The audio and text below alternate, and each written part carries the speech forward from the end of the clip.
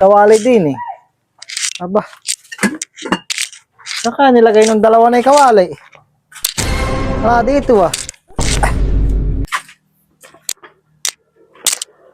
Bok!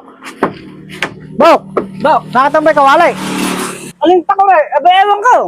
Alam ko kanina, may dala kaming takore dyan. Saan ka napunta? Aba. Hindi ka. Bok! Hindi mo nakita kawali.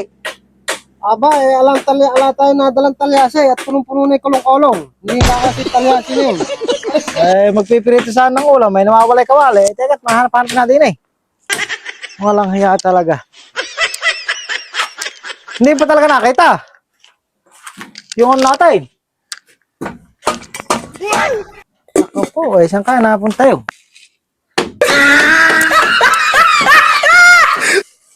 Nawala na. Wala na tayong paglulutuan ngayon. Nawala eh. Hindi mo talaga nakita. Alam ko, dala-dala namin kanina yung takore na yun. Hindi ba alam ba yung takore na kanina yung dala-dala namin? Maliit lang yun eh. Aba, ewan ko ba sa kawali na yun. Alam ko kay baon yun eh. Tatanong ko kay Bok, alam ko pinagbili ko sa kanya yun eh. Oo.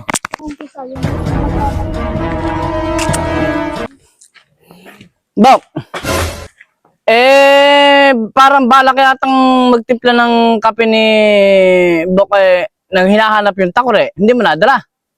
Abay, punong-puno na yung kuwan, yung kulong-kulong. Hindi nakakasya yung talya kasi laki-laki na yun. Anong paborito yun? Kaya siguro hinahanap sa akin yung takore at baka magpapakulo ng tubig mukhang ibig magkape eh. Ala ka mong talyase, hindi na ka mo dinala at hindi na makakasya. Ala Ala, Bok, hindi talaga alam kung saan napunta yung takore. Nako. Anja!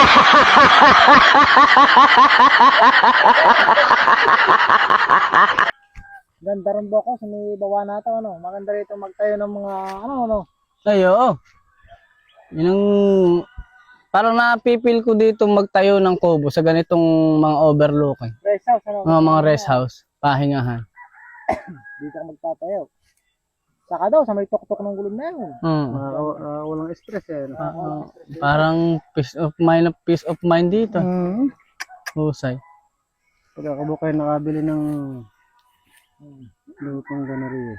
Tatayo ako dyan. Ako ba? Ika ganitong mabibili. Kape. Ay, kape na.